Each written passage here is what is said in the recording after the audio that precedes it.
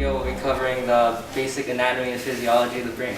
Its function is to carry out the voluntary and voluntary movement, involuntary movement, and also the conscious processes that allow us to think. And the average brain weighs about 1.4 kg in human beings. Thanks. Okay, so let's go over some basic terminology. So here, if you want to come a little closer, you can see there are shallow grooves in the brain, and those are called sulci. However, when they're deep, they're called fissures. And another term to know is gyri, or gyrus, and basically those are the ridges that are formed from the groove. So on the brain surface, these are the sulci, and this is the gyrus.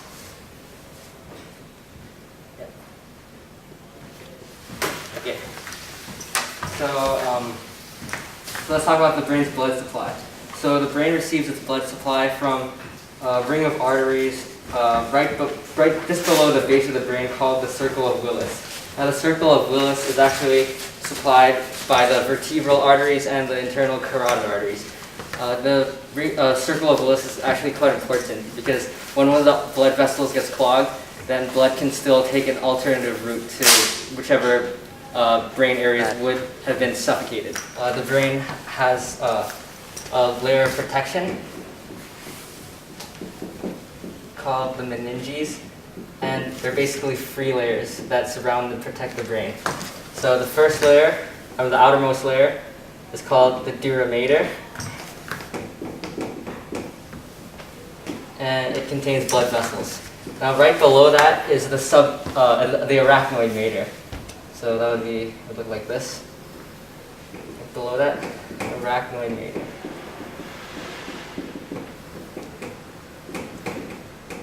And then right below that is actually a space called the subarachnoid space.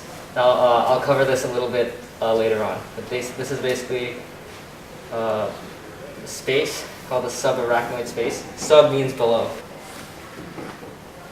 And then below that is the pia mater, which is a finis layer. And it's the innermost layer too. Cerebrospinal fluid. So also abbreviated as CSF.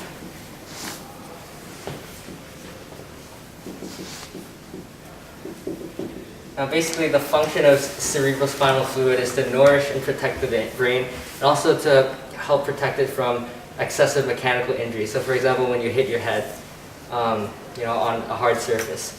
And the cerebrospinal fluid actually exists in the subarachnoid space.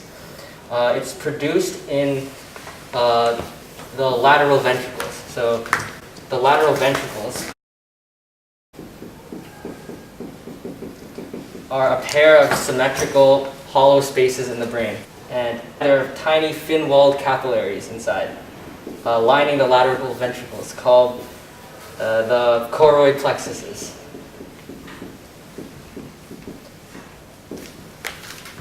So these produce CSF.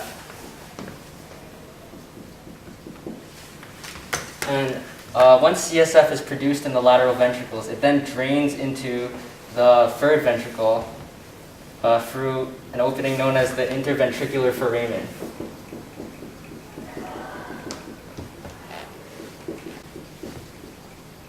And then that then drains into a fourth ventricle through a small canal known as the cerebral aqueduct.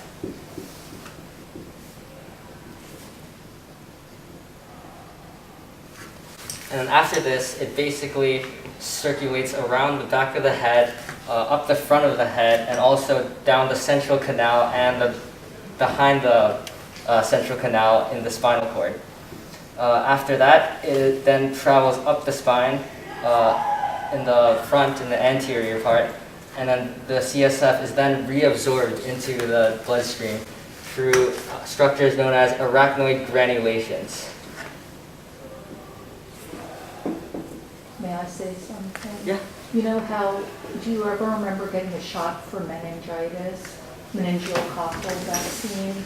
You will need it for college, because when you have meningitis, which is the inflammation of the meninges, what they do is a spinal tap.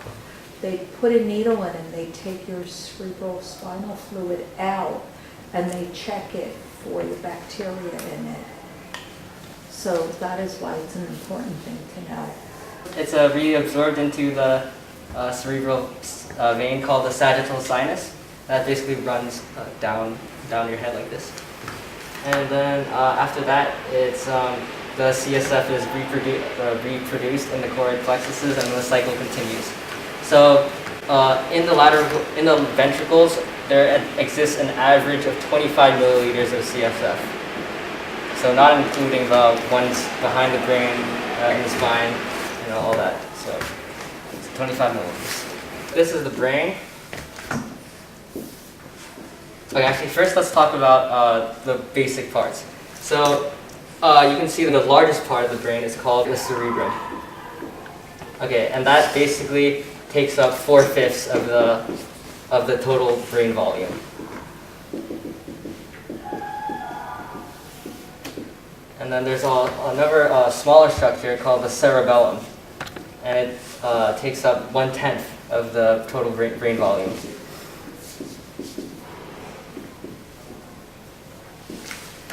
Okay, so the cerebellum is responsible for timing and accuracy of skilled movements, and also balance and posture.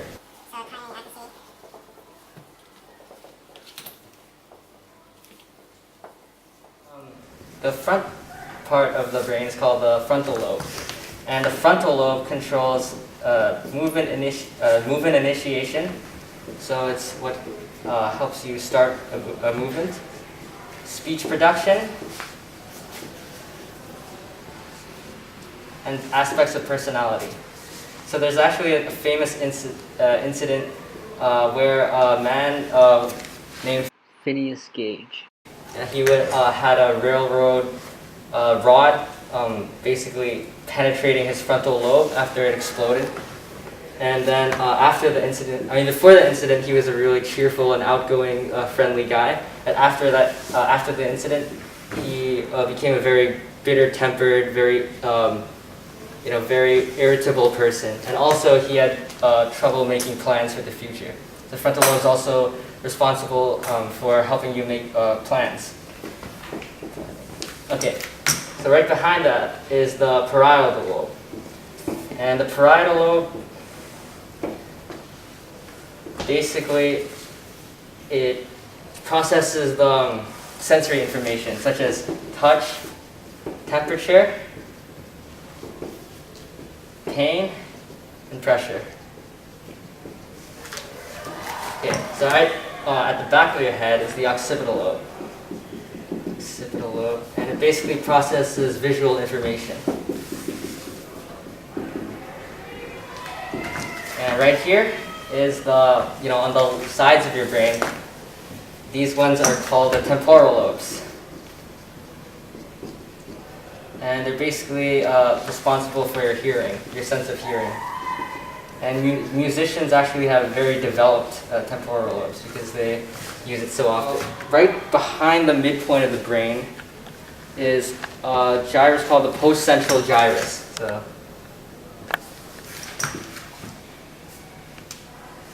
So right behind the midpoint, the postcentral gyrus. So if you recall, the postcentral gyrus is basically a bulge in the brain caused by two sulci on either ends. So it's the part that sticks out. And it's an important anatomical landmark. In the temporal lobe, you have two sulci. First is a superior temporal sulcus.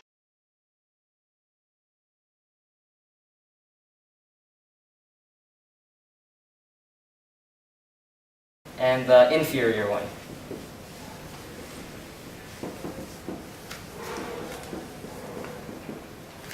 Okay. And next we also have the parietal occipital fissure. So it basically separates the parietal lobe and the occipital lobe. So this fissure is called the parietal occipital fissure. Let's go over the brainstem first. So the brainstem is basically, it regulates the vital aspects of your body processes, such as heartbeat, respiration, blood pressure, and reflexes such as vomiting.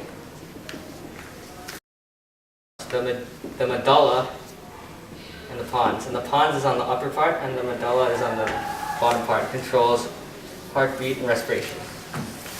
Okay, so in the deep brain, like deep inside the brain, there's a collection of structures known as the diencephalon. And the diencephalon basically consists of the thalamus and surrounding structures.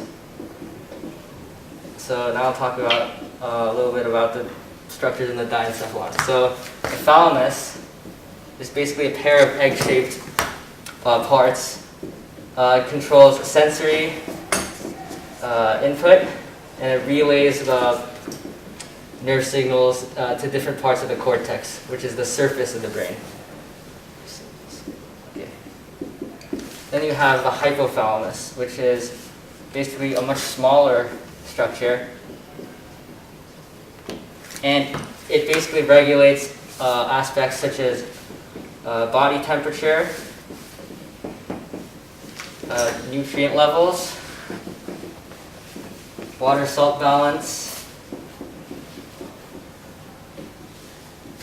blood flow,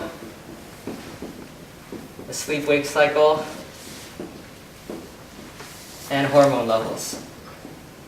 Now, the reason it regulates hormone levels is actually because it has a very important connection to the pituitary gland, which is basically considered the master gland. So, because the pituitary gland, or the endocrine system, has a huge influence over all the other glands in the body, and since the hypothalamus controls the pituitary gland, the hypothalamus indirectly controls the entire endocrine system.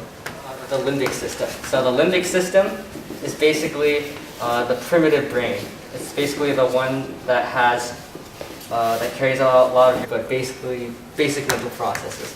So there's the hippocampus, and the hippocampus is basically responsible for memory. And then you also have the amygdala, which is responsible for extreme emotions such as aggression and fear.